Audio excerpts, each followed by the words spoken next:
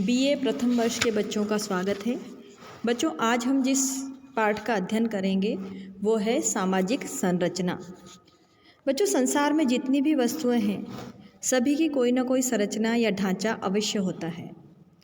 भौतिक वस्तु चाहे छोटी हो या बड़ी, उनका आकार, प्रकार, लंबाई, चौड़ाई, मोटाई जरूर होती है। अभौतिक चीज़ों की संरचना को समझना थोड़ा कठिन है। संरचना एक जटिल समग्र होता है जिसमें अनेक इकाइयाँ एक दूसरे से अर्थपूर्ण रूप से संबंधित और जुड़ी हुई होती हैं।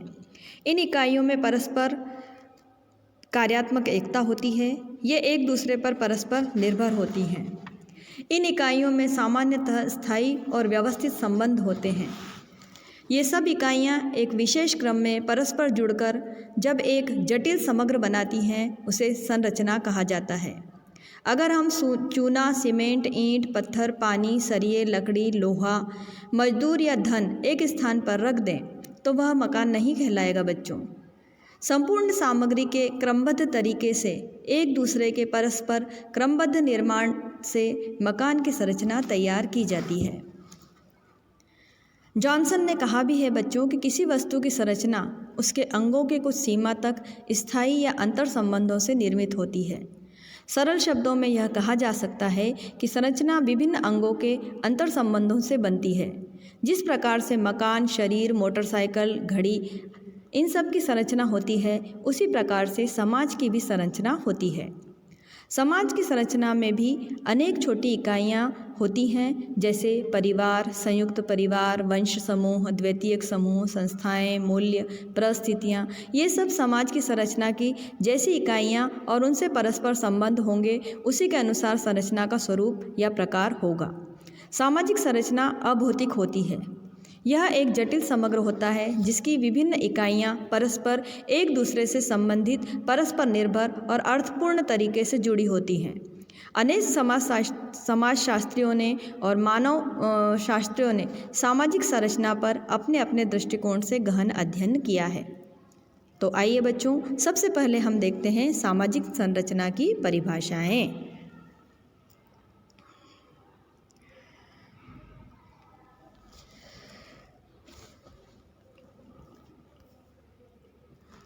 सामाजिक संरचना की परिभाषाएं अनेक समाजशास्त्रियों और मानव शास्त्रियों ने, जैसे कार्ल मानहीम, मैकाइवर और Page, Parsons, Ginsberg, Johnson, Coser, Rosenberg, Majumdar और मदान, रेडक्लिफ ब्राउन आदि ने दी है।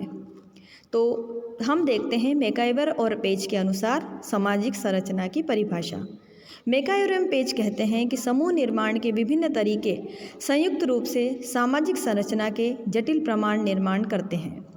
जहाँ तक इनके निर्माण की बात है, इनका कहना है कि समूह के निर्माण के लिए जितने तरीके, रीतियाँ, विधियाँ, प्रणालियाँ हैं, वे सब मिलकर सामाजिक संरचना को बनाती हैं। पार्सन्स कहते हैं कि सामाजिक संरचना परस्पर संबंधित संस्थाओं, एजेंसियों और सामाजिक प्रतिमानों तथा साथ ही समूह के प्रत्येक सदस्य द्वारा ग्रहण की गई परिस्थिति और कार्यों की विशिष्ट क्रमबद्धता को कहते हैं। पार्सन्स की इस परिभाषा में सामाजिक संरचना से संबंधित 4 विशेषताओं का पता चलता है। पहली, सामाजिक संरचना के निर्माण में अनेक इकाइयाँ होती हैं, जैसे व्यक्तियों के पद, भूमिका, सामाजिक संस्थाएं, एजेंसियाँ, प्रतिमान। दूसरा, इकाइयों का परस्पर अर्थपूर्ण संबंध होते हैं। सामाजिक संरचना की इकाइयों में परस्पर एक क्रम होता है और ये निश्चित रूप से व्यवस्थित होती हैं।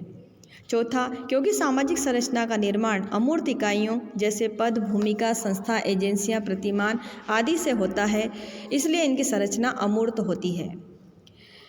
गिन्सबर्ग के अनुसार सामाजिक संरचना का अध्ययन सामाजिक संगठन के प्रमुख रूपों जैसे समूहों, समितियों और संस्थाओं के प्रकार और इनके संकुल से संबंधित होता है, जिनसे समाज का निर्माण होता है।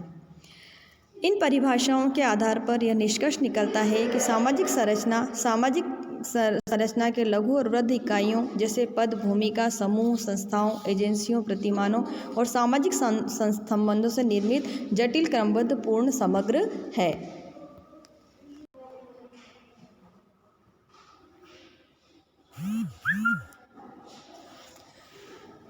आइए बच्चों, अब हम देखते हैं सामाजिक संरचना की विशेषताएं। सामाजिक संरचना की जो विशेषताएं हैं उनमें है इकाइयों से निर्मित।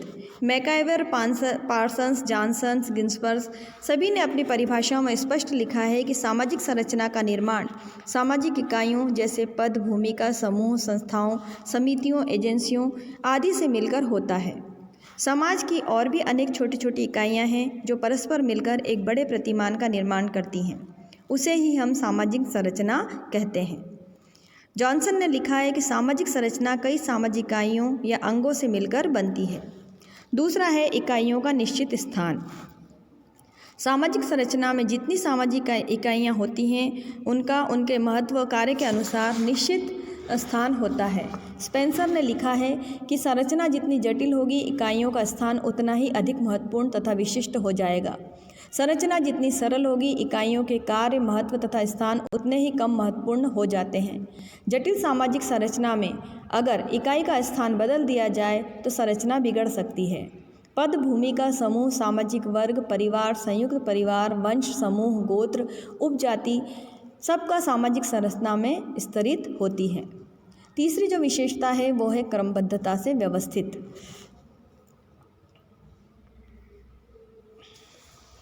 अनेक इकाइयाँ मिलकर किसी संरचना का निर्माण करती हैं। ये इकाइयाँ परस्पर एक निश्चित क्रम में बंधी होती हैं और व्यवस्थित होती हैं। सामाजिक संरचना सामाजिक इकाइयों का ढेर या झुंड नहीं होता बच्चों, बल्कि उनमें क्रमबद्धता होती है।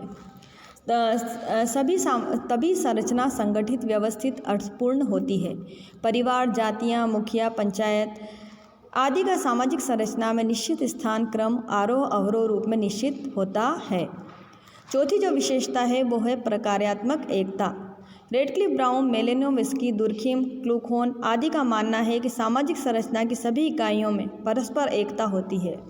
इकाइयाँ एक दूसरे से संगठनात्मक रूप से जुड़ी होती हैं, समाज के लिए कोई न कोई महत्वपूर्ण कार्य करती हैं। इनका कहना है जिस प्रकार से जीव के विभिन्न अंग एक दूसरे के कार्यात्मक रूप से एक समूह में बंधे होते हैं, उसी प्रकार सामाजिक संरचना की प्रत्येक इकाई सामाजिक इकाई भी परस्पर एकता में रहकर मानव की आवश्यकताओं की पूर्ति करती है। मर्टन ने इनमें संशोधन किया है। आवश्यक नहीं कि सभी इकाइयों में एकता हो, परस्पर इकाइयों में इसका अभाव भी हो सकता है। अनेक उपसंरचनाएं। सामाजिक संरचना एक वृहद प्रतिमान होता है जिसमें अनेक उपसंरचनाएं या उपव्यवस्थाएं होती हैं। इनमें अनेक संकुल होते हैं। ये संकुल अनेक सामाजिक इकाइयों या तत्वों से मिलकर बनते हैं। इसे हम एक उदाहरण के द्वारा भी समझ सकते हैं। दो पद और भूमिका मिलकर परिवार बनाते हैं। पति पत्नी मिलकर एकाकी परिवार बनाते हैं और कई एकाकी परिवार मिलकर संयुक्त परिवार बनाते हैं और कई संयुक्त परिवार मिलकर वंश समूह का निर्धारण करते हैं, गोत्र का निर्धारण करते हैं। उपजाति और अनेक उपजातियां मिलकर एक जाति व्यवस्था या ग्रामीण संरचना का निर्माण करते हैं। प्रत्येक छोटे छोटे संगठन उपसंरचनाएं हैं। फिर अगली जो विशेषता है वो है अमूर्तता। Parsons, MacIver, Page, Majumdar, Madan आदि ने सामाजिक संरचना की परिभाषा में स्पष्ट किया है कि यह संरचना अभौतिक या अमूर्त होती है। इन विद्वानों के अनुसार सामाजिक संरचना सामाजिक इकाइयों से बनती है। ये इकाइयाँ पद, भूमिका, संस्थाएं, प्रतिमान, एजेंसियाँ आदि होती हैं जो अमूर्त होती हैं, इसलिए इनसे बनने वाली सामाजिक संरचना भी अमूर्त है। रेडक्लिफ ब्राउन ने सामाजिक संरचना की परिभाषा में व्यक्तियों की क्रमबद्धता को भी बताया है। व्यक्ति मूर्त है, इसलिए ब्राउन के अनुसार सामाजिक संरचना भी मूर्त हो जाती है। ब्राउन सामाजिक मानवशास्त्री हैं। समाजशास्त्री इनके मत से सहमत होते हैं। समाजशास्त्रियों के अनुसार सामाजिक संरचना अमूर्त और अभौतिक है। अगली जो विशेषता है वो है स्थिर फिर भी गतिशील। मैकाइवर और पेज ने लिखा है कि समाज और सामाजिक संरचना दिखती तो स्थिर हैं, परंतु वह गतिशील और परिवर्तनशील है। सामाजिक संरचना इतनी धीरे धीरे परिवर्तित होती हैं कि इनके सदस्यों को पता भी नहीं चलता कि कब बदल गई। सामाजिक संरचना और इसके विभिन्न उपखंड तथा उपसंरचनाएं, विभिन्न सामाजिक इकाइयाँ स्थायी सी रहती हैं। इनमें परिवर्तन बहुत धीमी गति से होता है। अगला है विशिष्टता। जहाँ जहाँ मानव समाज है वहाँ वहाँ सामाजिक संरचना होती है। इस अर्थ में यह सार्वभौमिक होती है, परंतु किन्हीं दो समाजों सामाजिक संरचनाएं एक सी नहीं होती।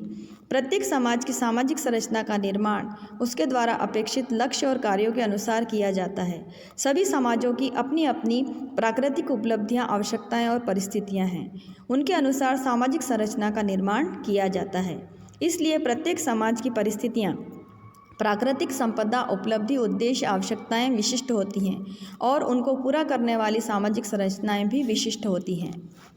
अगला है बाह्य रूप का भान कराती हैं। विभिन्न सामाजिक इकाइयां मिलकर सामाजिक संरचना का निर्माण करती हैं। विभिन्न इकाइयों का क्रम क्या है, वे एक दूसरे से कैसे संबंधित हैं, उनके द्वारा निर्मित उपसंरचना की इकाई कौन कौन सी है, वे परस्पर किस प्रकार से संबंधित इकाइयां जिस पूर्ण समग्र संगठन का निर्माण करती हैं, वह उपयुक्त बिंदुओं के विभिन्न सम्मेलन, नियंत्रण, संचालन आदि पर निर्भर करता है। तो बच्चों, ये तो थी सामाजिक संरचना की विशेषताएं। अब हम चलते चलते सामाजिक संरचना के तत्वों को भी समझ लें। सामाजिक संरचना के तत्व हैरी एम जॉनसन ने अपनी पुस्तक समाजशास्त्र में दिए हैं। सामाजिक संरचना के जो तत्व हैं वो हैं विभिन्न प्रकार के उपसमूह, दूसरे हैं विभिन्न प्रकार की भूमिकाएं, तीसरे तत्व है नियामक मानक और चौथा है सांस्कृतिक मूल्य। विभिन्न प्रकार के उपसमूह। जॉनसन का कहना है कि सामाजिक संरचना का निर्माण कई विभिन्न प्रकार के उपसमूहों से होता है। प्रत्येक उपसमूह आप के अनुसार एक आंशिक संरचना भी हो सकती है। आपने यह भी लिखा कि एक समूह परस्पर अंतर संबंधित होते हैं। इनको परस्पर संबंधित तार्किक मानक कहते हैं। ये सापेक्ष रूप से स्थिर होते हैं। दूसरा जो तत्व है वो है विभिन्न प्रकार की भूमिकाएं। उपसमूह में कई प्रकार की भूमिकाएं होती हैं। प्रत्येक भूमिका व्यवस्था अन्य भूमिका व्यवस्थाओं से संबंधित होती है। इन विभिन्न भूमिकाओं को परस्पर संबंधित भी तार्किक मानक ही करते हैं। जॉनसन ने विभिन्न प्रकारों की भूमिकाओं को उपसंरचना भी माना है। तीसरा जो तत्व है वो है नियामक मानक। जॉनसन के अनुसार नियामक मानक उन उपसमूहों और भूमिकाओं का संरचना और नियंत्रण करते हैं। आपने बताया कि मानक दो प्रकार के होते हैं, कुछ सकारात्मक होते हैं, ये तार्किक होते हैं तथा उपसमूहों की भूमिका को करने के लिए अनुमति प्रदान करते हैं। दूसरे प्रकार के मानक निषेधात्मक होते हैं, यह स्पष्ट करते हैं कि कौन कौन से कार्य नहीं चाहिए। और चौथा जो तत्व है वो है सांस्कृतिक मूल्य। सामाजिक संरचना के अतिरिक्त ज्ञान, श्वास, मूल्यांकन आदि सांस्कृतिक प्रतिमान भी होते हैं जो पूर्ण रूप से मानकात्मक होते हैं तथा सामाजिक क्रियाओं को नियमित करते हैं। ये जीवन के विभिन्न पक्षों से संबंधित होते हैं। सांस्कृतिक मूल्यों के द्वारा जीवन के विभिन्न पहलुओं का मूल्यांकन किया जाता है। यह भी सामाजिक संरचना की आर्थिक संरचना होती है।